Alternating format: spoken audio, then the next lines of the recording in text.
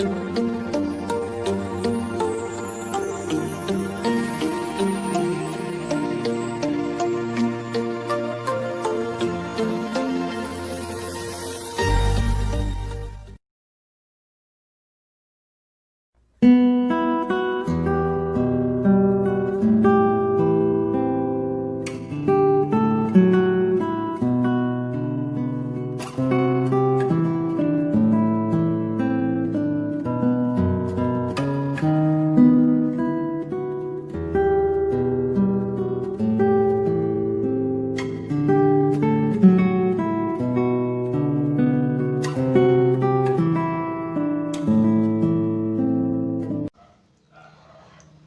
teman-teman, apa kabarnya?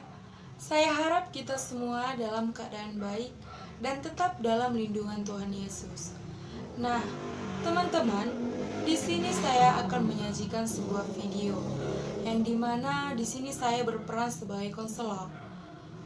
Saya ingin mengkonseling klien saya, yang dimana klien saya ini memiliki suatu masalah, sehingga masalah ini menjadi menggerutu dalam pemikirannya, sehingga berdampak ia lebih suka termenung dan malu terhadap teman sekelasnya. Jadi, di sini saya akan mengkonseling klien saya. Saya akan memberikan beberapa motivasi dan dorongan supaya klien saya ini menjadi lebih bersemangat lagi dalam menjalani hidup. Nah, adapun saya membuat video ini adalah untuk memenuhi tugas mata kuliah Pastoral Counseling yang kedua.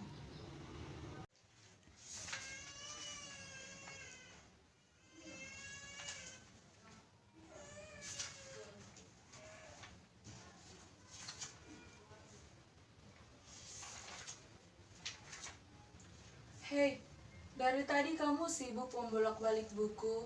Kelihatannya kamu juga sedang bersedih. Bagaimana tidak? Saya bingung pada diri saya karena nilai saya jelek semua. Lalu bagaimana? Saya merasa malu kepada teman-teman saya. Kalau boleh saya tahu, kenapa kamu harus malu kepada teman-teman kamu? Saya sangat merasa malu pada keadaan saya, sehingga terkadang saya merasa kecewa terhadap diri saya sendiri. Oh, jadi begitu. Jikalau kamu kecewa pada diri kamu, lalu apa yang sering kamu lakukan? Saya lebih suka berdiam diri dalam ruangan kelas saya. Nah, yang menjadi pertanyaan saya, jikalau kamu berdiam diri di dalam ruangan, seperti yang kamu katakan, nilai kamu jelek, apakah ketika kamu berdiam diri dalam ruangan, nilai kamu itu menjadi bagus? Tidak sih, tapi saya masih merasa sulit untuk menyimbangi prestasi teman sekelas saya. Oh, jadi begitu. Nah, sebelum kita melanjutkan percakapan kita ini, saya telah menangkap permasalahan yang telah kamu sampaikan. Yang pertama tadi kamu mengatakan kurangnya konsentrasi dalam belajar, sehingga nilai kamu itu sangat jelek. Dan kamu tadi mengatakan kurang percaya diri dan malu terhadap teman-teman kamu, karena kamu tidak mampu menyimbangi prestasi mereka, yang dimana mereka mampu mempresentasikan hasil makalah mereka dengan baik. Nah, yang menjadi pertanyaan saya, masalah apa yang paling mengganggu pemikiranmu pada saat ini? Kedua masalah itu saling berhubungan, terutama adalah kurangnya konsentrasi saya dalam belajar, karena itu adalah poin utama saya untuk mencapai cita-cita saya. Oh, baiklah. Sekarang kamu sudah paham masalah yang sedang kamu hadapi. Ya, saya sudah paham masalah yang sudah saya hadapi, tetapi tetap saja saya masih merasa bingung. Oh, jadi begini. Saya mau bertanya, sebenarnya minat dan tujuan kamu berada di kampus ini untuk menuntut ilmu, bukan? Tentu, tujuan saya adalah itu agar saya dapat menuntut ilmu, agar saya juga dapat menyampaikan cita-cita saya dan membanggakan kedua orang tua saya. Wah, saya sangat menyukai cita-cita dan minat belajar kamu. Saya bangga akan hal itu.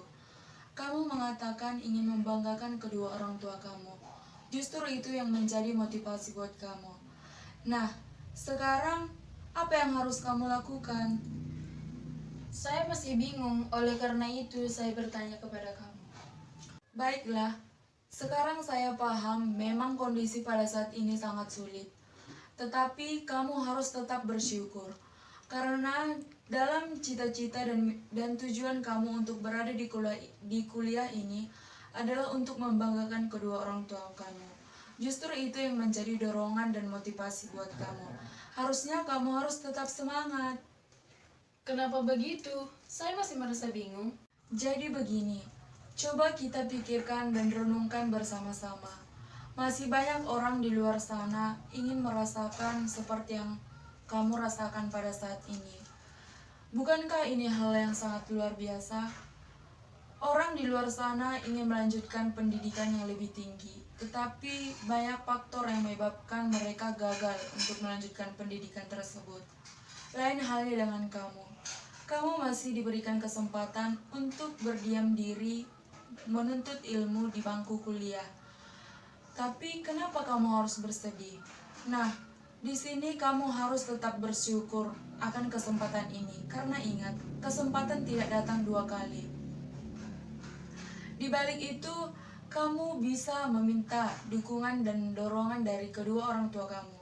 Misalnya, ketika kamu belajar, mintalah kedua orang tua kamu untuk mematikan televisi, agar kamu lebih berkonsentrasi dalam belajar. Dan yang paling utama adalah tetap berdoa. Karena jika kamu memulai dengan doa, maka semua akan baik adanya.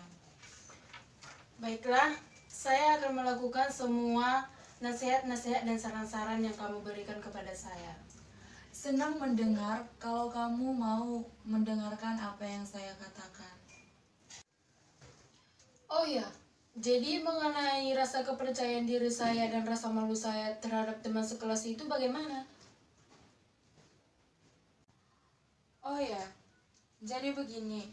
Mulai sekarang cobalah untuk membuka diri dan bergaul dengan teman-teman yang ada di sekeliling kamu. Misalnya kamu bisa mengikuti pelayanan di gereja. Kamu mulai dari hal kecil saja. Pasti kamu terbiasa dan kamu akan tampil percaya diri. Nah, ketika diri kamu baik, maka semua orang akan menerima kamu dengan baik. Karena ingat, semua manusia memiliki kelebihan dan kekurangannya masing-masing. Oh, jadi begitu. Saya sangat senang bertemu dengan kamu dan saya juga sangat berterima kasih atas semua nasihat dan semua saran-saran yang kamu berikan kepada saya. Tidak masalah, sudah kewajiban kita manusia untuk saling tolong-menolong. Apalagi kamu tidak sungkan untuk bercerita kepada saya. Nah, dari sini harapan saya kamu menjadi pribadi yang lebih baik lagi. Jika sebelum-sebelumnya kamu kurang percaya diri karena nilai kamu jelek dibandingkan teman-teman kamu, justru itu yang menjadi pukulan buat kamu supaya kamu lebih termotivasi untuk berjuang dan lebih semangat lagi dalam belajar. Terima kasih.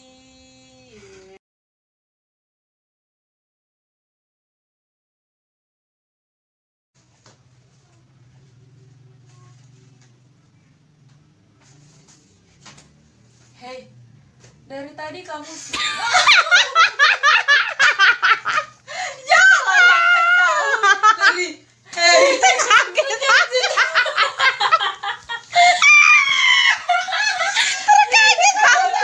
apa yang biasa kamu lakukan? Yang biasa saya lakukan itu saya lebih ucapkan terima kasih atas segala masukan dan semua nasihat-nasihat yang sedang kamu